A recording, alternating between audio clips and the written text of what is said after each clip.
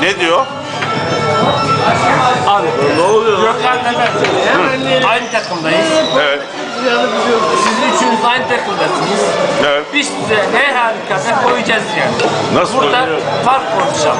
Koymak Biz derken nasıl koyuyorsun yani? 3 fark mı atarız? 5 fark mı atarız? 10 fark mı atarız? Onu konuşalım yani. Peki.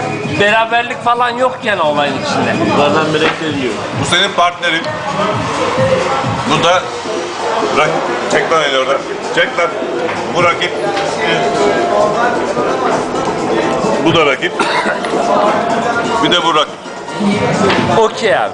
Bunlara mı kayıyorsun? Bak üçünüz Lütfü Başkan, Brother, Ferit.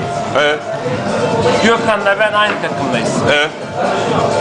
Karşına kimi istiyorsan onu getir. İstiyorsan Arda'yı getir. Arda Turan'ı getir yani. Bak bu kadar net konuşuyorum. Arda Turan'ı getir. Cimriyle koyar mısın abi? Biz size fark konuşalım abi. Evet. Fark konuşalım. Fark. Kaç fark istiyorsan onu konuşalım yani. Yani.